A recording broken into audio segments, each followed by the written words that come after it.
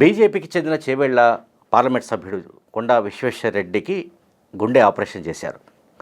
ఆయన గుండె సంబంధిత సమస్యలతో అంటే ఆ సమస్య చిన్నప్పటి నుంచి ఉన్నప్పటికీ అది అంటే గుండె వాల్వ్కు సంబంధించిన సమస్యలు ఏవైతే ఉన్నాయో ఆ సమస్యలు పెద్దగా ఏమీ ఇబ్బంది పెట్టనప్పటికీ ఇప్పుడు ఈ సర్టన్ ఏజ్లో కొంత ఇబ్బందికరంగా ఉన్నట్టుగా డాక్టర్లు నిర్ధారించినట్లు, అందువల్ల తాను ఆపరేషన్కు సిద్ధమైనట్లు ఆ ఆపరేషన్కు ముందు ఆయన ఒక వీడియో విడుదల చేశాడు.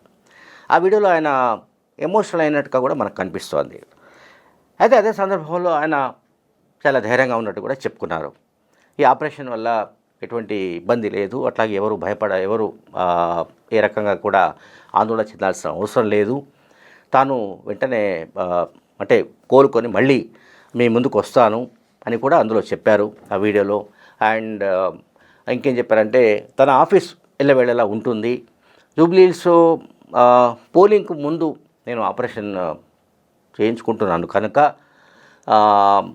ప్రజలైతే ఎక్కువ మంది ఓటింగ్లో పాల్గొనండి అని కూడా ఆయన ఈ మేరకు పిలుపునిచ్చాడు.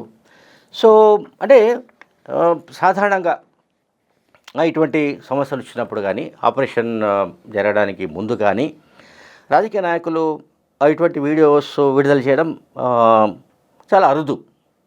కొండ విశ్వేశ్వరరెడ్డి ఏంటంటే మనందరికీ తెలుసు, చాలా బోళా మనిషి, బోళా నాయకుడు. ఆయన ఉన్నది ఉన్నట్టు చెప్తాడు. ఆయన అంటే ఏదైనా సరే, ఏ సందర్భమైనా సరే ఉన్నది ఉన్నట్టు చెప్పడం, మాట్లాడడం అంటే సహజమైన, అంటే తెలంగాణ ఈ గడ్డకు సంబంధించిన వాళ్ళు, తెలంగాణలో పుట్టి పెరిగిన వాళ్ళు, ఇక్కడ మట్టి మనుషులుగా అనుకుంటున్న వాళ్ళ లాగానే కొండ విశ్వేశ్వరరెడ్డి భాష కానీ లేకపోతే ఆయన చెప్పే విషయాలు కానీ ఉంటాయి. ఇప్పుడు ఆయన తన ఆరోగ్యాన్ని గురించి అట్లాగే తనకు గుండె ఆపరేషన్ సంబంధించి కానీ ఆయన ఏం మాట్లాడారో ఆయన మాటల్లోనే మనం ఒకసారి విందాం. అందరికీ నమస్కారం. నేను ఒక పర్సనల్ విషయం గురించి మాట్లాడదలుచుకున్నా.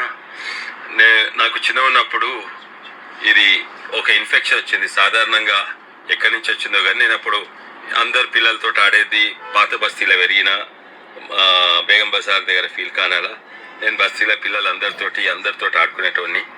అయితే అప్పుడు ఒక ఇన్ఫెక్షన్ వచ్చింది, అది రుమటాయిడ్ ఫీవర్ అంటారు. రుమటాయిడ్ ఫీవర్ ప్రభావం, అదొక ఇన్ఫెక్షన్. ఆ ప్రభావము ముఖ్యంగా మోకాళ్ళు గుండె మీద పడుతుంది. చిన్న ఉన్నప్పుడు మోకాళ్ళ నొప్పులు బాగుండే, మందులు తీసుకున్నా మంచిగానే, తర్వాత అన్ని ఆటలు ఆడేది, మంచిగా తిరిగేది. దాని తర్వాత గుండె మీద కూడా ప్రభావం పడు జరిగింది.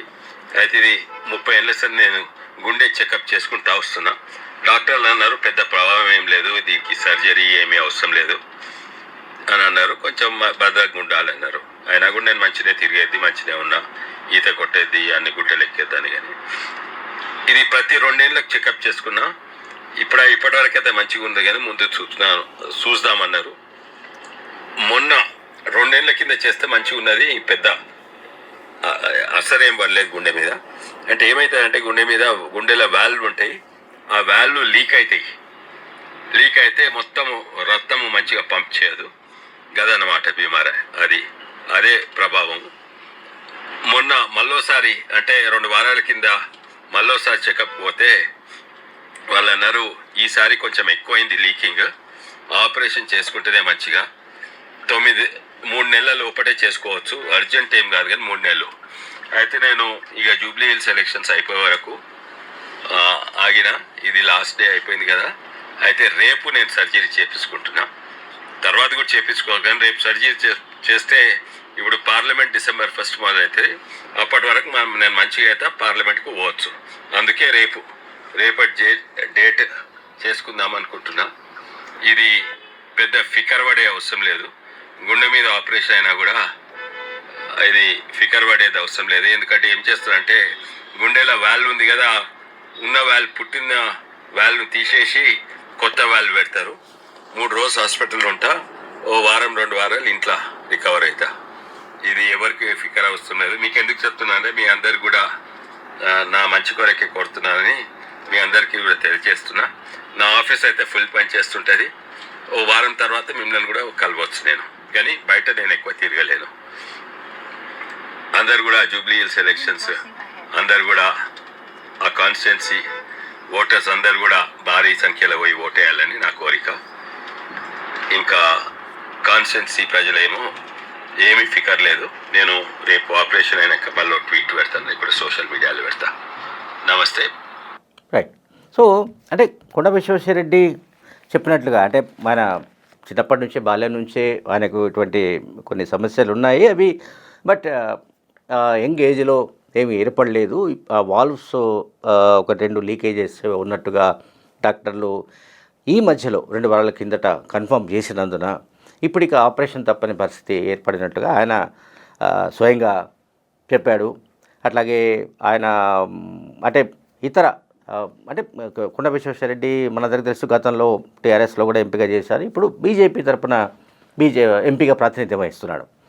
ఆయన మాట్లాడిన దాంట్లో మనకు అర్థమవుతుంది, డిసెంబర్ 1 నుంచి పార్లమెంట్ సెషన్స్ జరగబోతున్నాయి కనుక ఆ సెషన్స్లో హాజరు కావడానికి వీలుగా తాను ఇప్పుడే ఈ హార్ట్ ఆపరేషన్ చేయించుకుంటున్నట్టుగా ఆయన తెలిపారు. అంటే లోక్సభ సెషన్స్కు హాజరు కావడం అనేది అత్యంత కీలకం కాబట్టి 3 నెలల తర్వాత కూడా 3 నెలల లోపు ఆపరేషన్ చేయించుకున్నా సరిపోతుంది అని డాక్టర్లు చెప్పినప్పటికీ తాను ఇప్పుడే ఆపరేషన్కు ప్రిపేర్ అయినట్టుగా ఆయన చెప్పుకొచ్చారు. సో ఆయన మనమందరం కూడా అదే కోరుకుంటున్నాము. కొండ విశ్వేశ్వరరెడ్డి ఆపరేషన్ సక్సెస్ అయిందని, ఆయన త్వరగా కోలుకొని మళ్ళీ బయటకు వస్తారని, ప్రజల్లో తిరుగుతారని, అట్లాగే ప్రజల సమస్యలను పరిష్కారానికి ఆయన ప్రయత్నిస్తారని మనం కూడా ఆశిద్దాం.